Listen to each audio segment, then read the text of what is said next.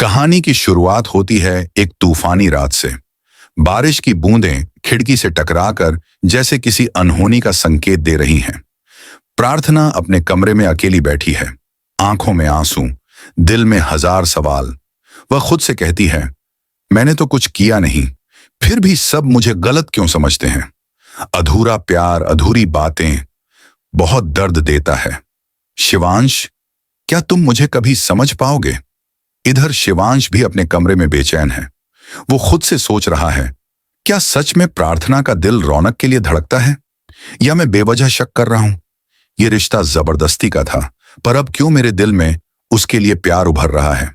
और उसी समय कहानी में एंट्री होती है सोनालिका की, जो इस कहानी की असली विलेन है।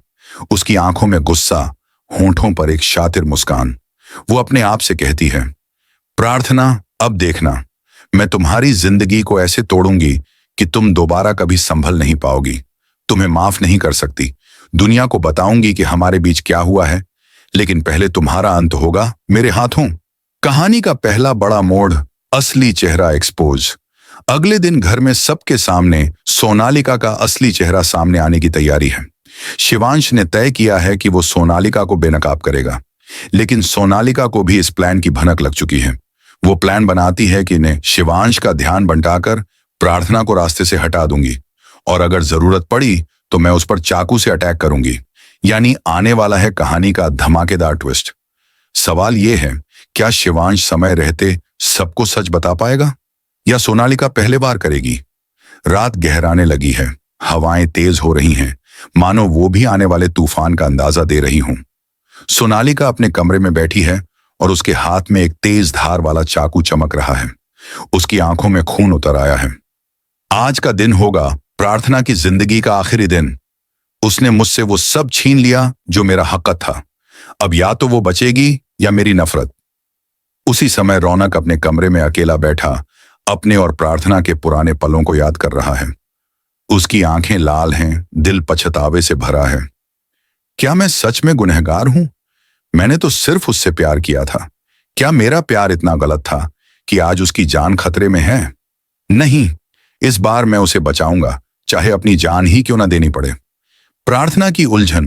प्रार्थना उस वक्त शिवांश के कमरे की तरफ बढ़ रही होती है। उसके दिल में एक ही सवाल है, क्या शिवांश मुझ पर अब भी शक करता है, या उसने मेरे दिल की सच्चाई समझ ली है? वो दरवाजा खटखटाती है। शिवांश धीरे से दरवाजा खोलता है। उसकी आंखों में एक अजीब सी नरमी है। शिवांश कहता है, प्रार्थना, मैं मानता हूं कि यह शादी मजबूरी में हुई थी, लेकिन पता नहीं क्यों जब भी तुम्हें रोते हुए देखता हूं दिल टूट जाता है। क्या तुम सच में रौनक से प्यार करती हो? सच बता दो, मैं तुम्हें आजाद कर दूंगा। प्रार्थना रोते हुए कहती है, शिवांश, मैं तुम्हें छोड़ नहीं सकती। जबरदस्ती की यह शादी मेरे लिए सबसे खूबसूरत एहसास बन गई है। तुम मेरी ताकत हो, मेरा प्यार हो। मैं तुमसे दूर नहीं जाना चाहती। शिवांश कुछ बोल ही रहा होता है कि अचानक बाहर से एक आवाज आती है, कांच के टूटने की आवाज। दोनों घबरा जाते हैं। सोनालिका की चाल। सोनालिका ने प्लान बना लिया है कि वो प्रार्थना पर हमला करेगी। वो अपने आप से बुदबुदाती है, अब कोई नहीं बचा पाएगा तुम्हें। प्रार्थना, ये घर तुम्हारी कब्र बनने वाला है। लेकिन उसे ये नहीं पता कि रौनक उसकी हर हरकत पर नजर रख रहा है। रौनक धीरे से फोन मिलाता है, शिवांश, संभल कर रहना, सोनालिका कुछ बड़ा करने वाली है, मैं भी आ रहा हूं। रौनक का पछतावा और प्रायश्चित। रौनक अपने मन में सोचता है, मैंने प्रार्थना से इतना प्यार किया कि उसे खोने का डर मुझे अंधा कर गया। मैंने खुद को गलत साबित कर दिया, लेकिन अब और नहीं। अब मैं उसे हर हाल में बचाऊंगा, चाहे इसके लिए मुझे खुद सोनालिका के सामने खड़ा क्यों ना होना पड़े। आने वाला खतरनाक वार। शाम होते होते पूरा घर शांत है। सोनालिका धीरे धीरे प्रार्थना के कमरे की तरफ बढ़ती है। उसके हाथ में चाकू है और दिल में नफरत की आग। वो कहती है, बस एक ही बार और खत्म हो जाएगी ये कहानी। पर तभी वहां रौनक आ जाता है। वो जोर से चिल्लाता है, रुक जाओ सोनालिका, आज तुम्हारा असली चेहरा सबके सामने आएगा। सोनालिका चौंक जाती है। शिवांश भी दौड़ता हुआ आता है। अब कहानी में होने वाला है बहुत ही इंटरेस्टिंग मोड़, क्लिफहैंगर मोमेंट। अब सवाल ये है, क्या सोनालिका रुक जाएगी या हमला कर देगी? क्या रौनक और शिवांश मिलकर प्रार्थना को बचा पाएंगे?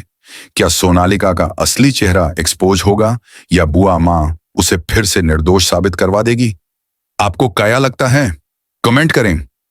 कमरा तनाव से भरा हुआ है। हवा में अजीब सी घुटन है। सोनालिका के हाथ में चमचमाता चाकू और उसके चेहरे पर शातिर मुस्कान। रौनक और शिवांश दोनों उसके सामने खड़े हैं। प्रार्थना एक कोने में खड़ी है, डरी सहमी। सोनालिका हंसते हुए। तो आखिरकार तुम दोनों हीरो बनकर मुझे रोकने आए हो? क्या समझते हो कि तुम दोनों मुझे रोक पाओगे? ये प्रार्थना तुम्हारे लायक नहीं। आज इसका अंत यहीं होगा। रौनक गुस्से में। बस बहुत हो गया सोनालिका, तुम्हारा असली चेहरा सबके सामने आ चुका है। अब तुम्हें कोई नहीं बचा सकता। छोड़ दो चाकू। शिवांश तेज आवाज में। अगर प्रार्थना को कुछ हुआ तो याद रखना, तुम्हें ये घर भी बर्दाश्त नहीं करेगा और मैं भी नहीं। तुम अब यहाँ की बहू नहीं, बल्कि एक मुजरिम हो। सोनालिका का कातिलाना वार। सोनालिका गुस्से में अपना हाथ उठाती है और चाकू लेकर प्रार्थना की ओर झपटती है। समय जैसे थम जाता है।